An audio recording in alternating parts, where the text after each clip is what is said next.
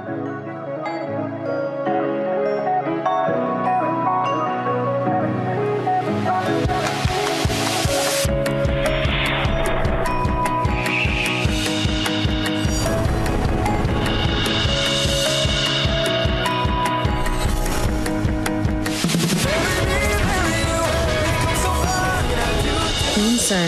tinatago natin sa mga mahal natin ang mga tingin nating mali sa ating pagkatao.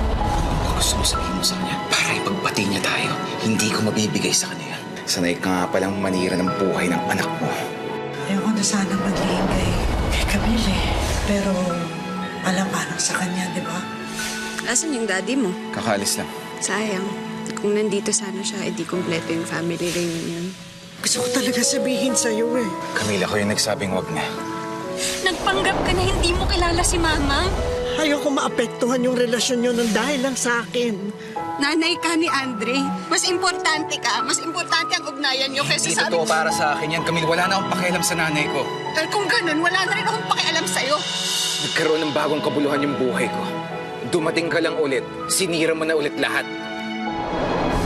Pero tandaan mo anak, makukulong ka sa mga sikreto.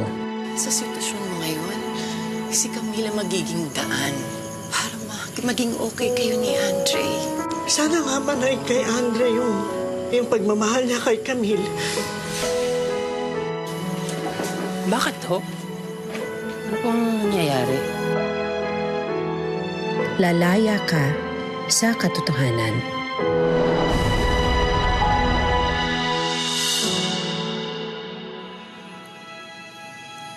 Sana, Kelvin, kung ano man ang nagawa ng mamang mo noon, hindi yun dapat maging dahilan para husgahan mo siya ngayon.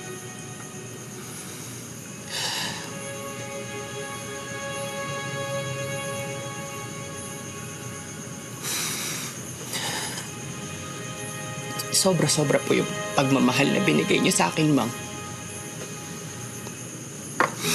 Wala po kayong pagkukulang. Pero naiintindihan ko na po kung bakit.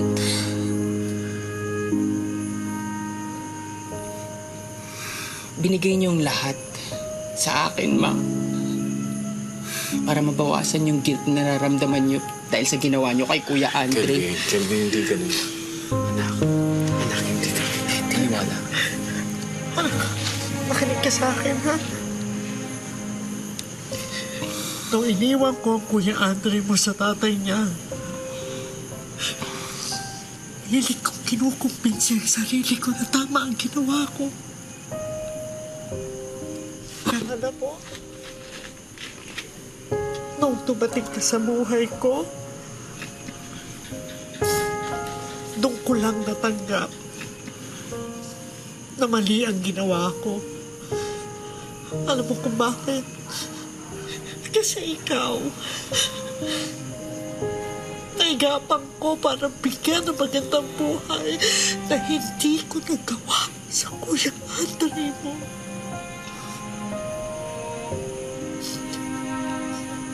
Ang sinasabi mo, ginamit kita para gumaan ang kalooban ko sa mga kasalanan ginawa ko sa Kuya Andre mo. Hindi. Totoo, dahil sa kasalanan ko sa Kuya Andre mo, naging matatag ako na panindigan ka na hindi ko nauulitin ang lahat ng pagkakamali ko na gawa noon. Ikaw nagbigay sa akin noon.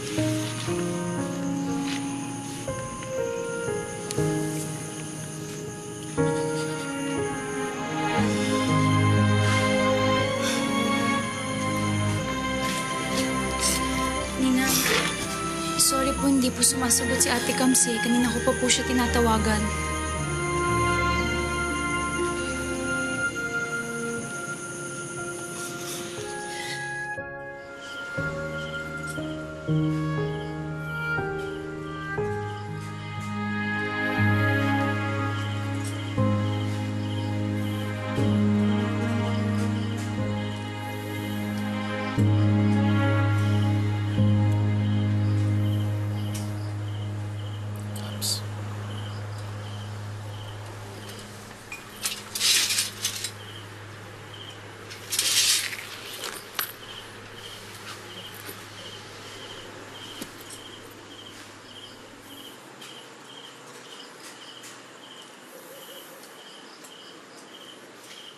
yung sitwasyon ko sa nanay ko. Dala ko yung galit na yun simula nung bata pa ako. Tapos gusto mong kalimutan ko ng ganun na lang. Hindi naman ganun kadali yun. Nung nalaman ko na siya yung nagpalaki sa'yo, nagtalo yung loob ko. Pwede nga akong lumayo ng mga panahon na yun. Kaya lang, di ko talaga magawa. Kaya tiniis ko na lang na makita siya na kunwari wala akong naaalala. Kesa naman mawala ka.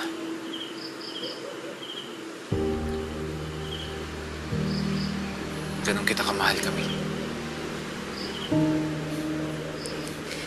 Yun nga eh. Palagi mong sinasabi kung gaano mo ako kamahal. Pero mas matimbang ang galit mo sa mamang ko. Naalala ko dati nagbiro ka. Na ngayon, alam ko nang hindi pala biro. Tinanong mo ako kung papipiliin ako, kung pamilya ko o ikaw. Alam ko na kung anong sagot dyan. Yan na nga, Andre. Hindi mo kailangang mamili. Kung papatawarin mo lang si Mamang, para sa ating dalawa din.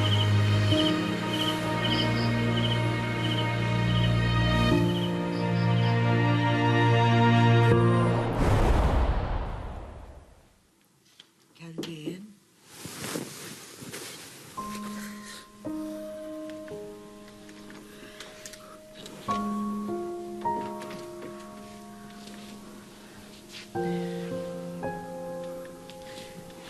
Calvin, anak?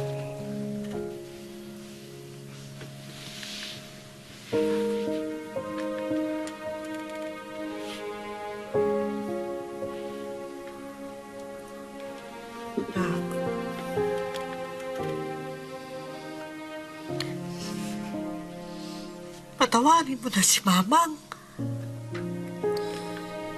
Nagkita na po ba kayo ulit?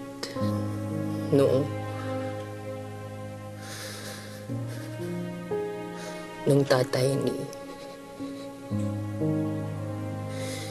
ni Kuya Andre? Hindi. Yun yung kasunduan eh. Na hindi na ako magpapakita ulit.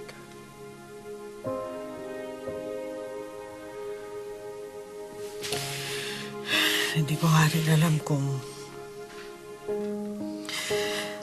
alam niya na nakita na kami ni Andre. Ano pa po bang hindi ko alam sa inyo, Mang? Ano pa po?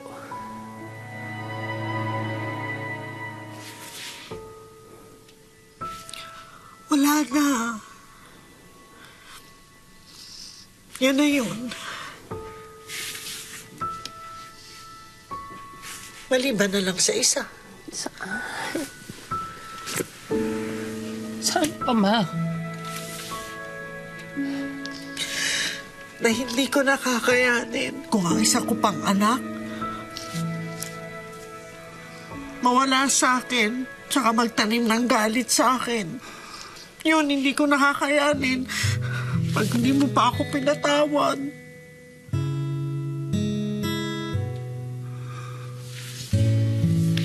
Yun na lang.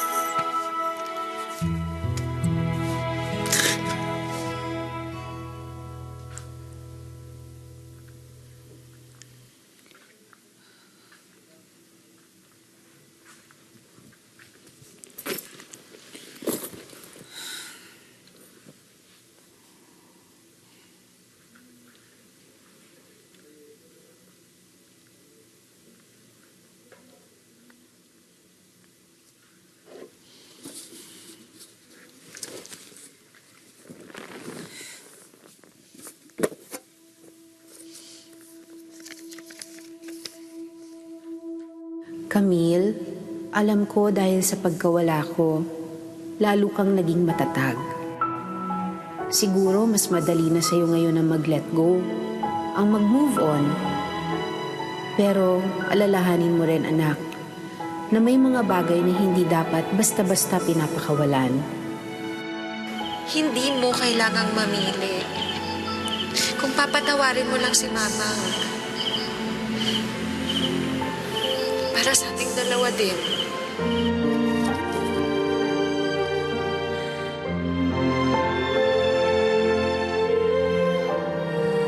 Paano mo malalaman kung ano yun?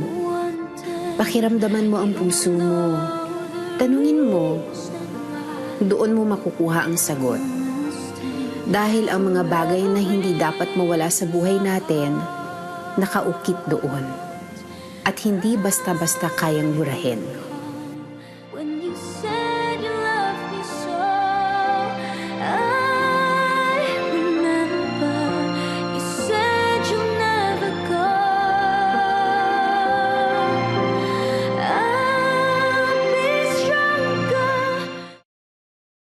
Ma, ang swerte ni Kuya Kelvs. Ibig sabihin yaman din siya? Jomer, ano ka ba? May pinagdadaanan si Tita Elvie mo tsaka si Kuya Kelvin mo tapos ganyan pa yung iniisip mo. Anak naman. Eh, Han, pag nagkaayos sila ni Andre, baka posibleng maambunan tayo ng konting grasa dyan, di ba?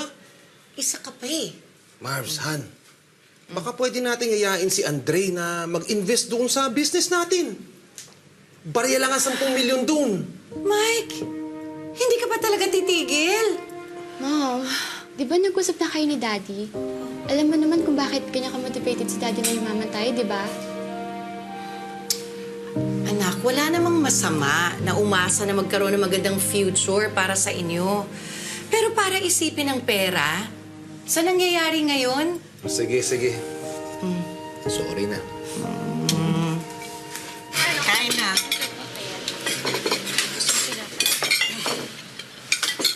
Ate, naiintindihan ko na si Mamang. Ako rin naman. Bakit parang hindi? Ate, okay ka lang? Sorry. Uy.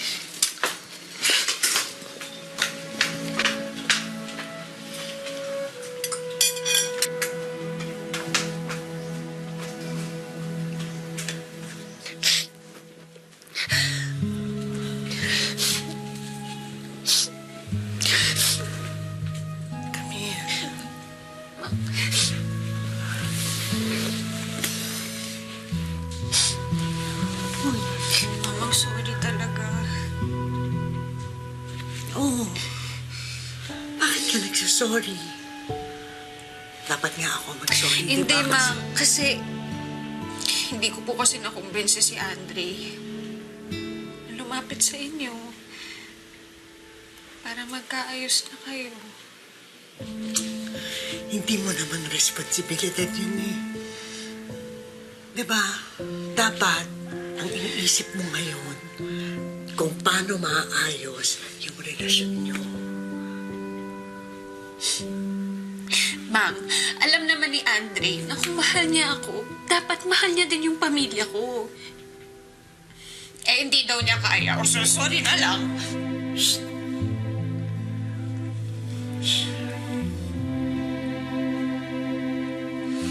Hindi. Huwag ganun. Buong buhay mo, wala ka na lang inintindi. Kundi kapaka na namin kung ano ikabubuti ng pamilya. Ngayon, dapat ang isipin mo at saka ang unahin mo kung paano ka magiging masaya. Ha? Mamang, paano ako magiging masaya kay Andre? Kung kayo nagturusa.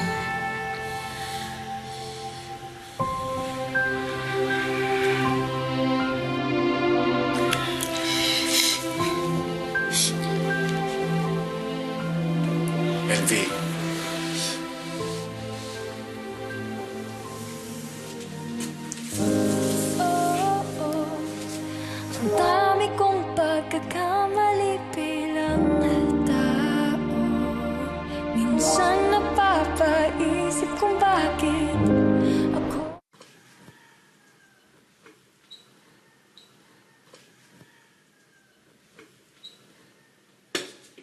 Iiwan mo na ako?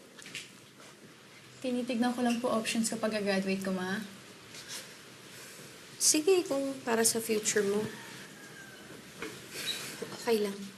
Ay, ano yan, Ma? Sorry, anak, ha. Alam mo, apektado talaga ako sa nangyayari sa ninang LV mo. Kasi, hindi nila maayos yung problema nila. Baka, alam mo na, Magiging okay din sila, Ma. sana nga. Kasi alam ko kung gaano kasakit dahil naranasan natin yun nung iniwan tayo ng papa mo. Akala ko nga, pati ikaw, iiwan mo din ako eh.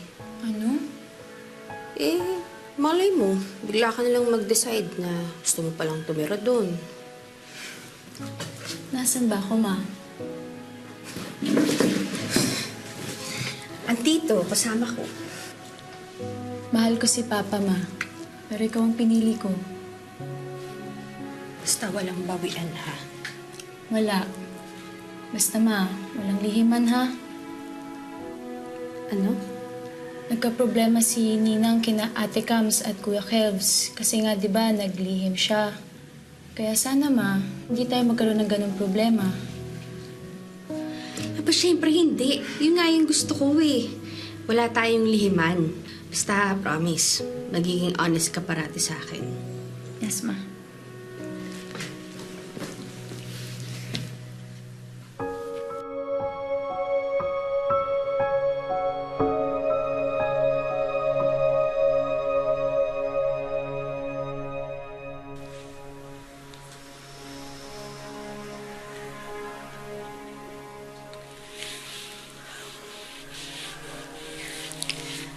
Salamat, ha.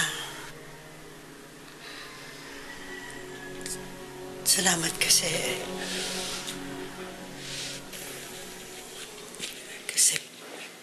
pinatawad mo na ako.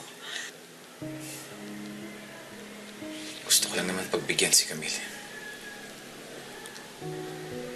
Gusto ko rin namang subukang patawarin ka, pero hindi ko pa kaya. Hindi sa ngayon. Okay lang. Naiintindihan ko kung hindi ka pa handa. Yan na nga eh. Hindi ko alam kung kailan ako magiging handa. Isa lang ang alam ko. Hindi ako handang mawala si Camille ng dahil lang sa'yo.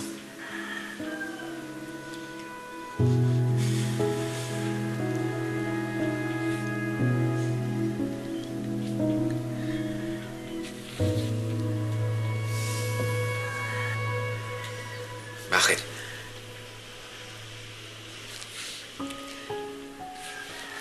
Okay na kasi ko. Okay lang basta nagkakaroon ako ng pag-asa na balang araw mapapatawad mo rin ako.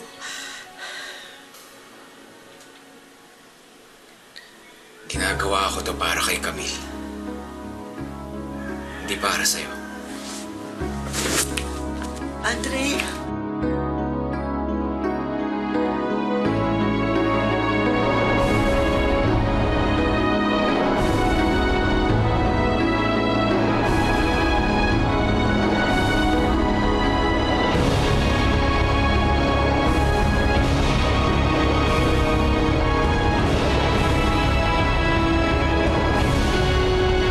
Simula ngayong October 25. Huwag ka muna magbo-boyfriend, ha? Baka hindi ko kayanin. Get your game face on! O bakit? Bubugbugin mo rin ako gaya ng binugbog niyo si Coach Luke? Shota ata ni Coach Pre. Baka nanay. Wow! Tsura! Dahil sa Game of Love, She was at the United Tech area. Malamang, nakikita na sila ni Andre. hindi uso ang nagpapatalo. Hanggang kailan ako maghihintay na maging okay kayo ni Mama? Hindi naman pwedeng purahin na lang basta-basta yung nakaraan. At nagpapaloko. You think ipagpapalit niya ako sa'yo? Walang breeding, walang pedigree. Pasalamat ka na sa lag ko. Kung nasaktan mo ako, maipapakita ko talaga sa'yo ang kayang gawin ng isang walang breeding. Marry me, marry you.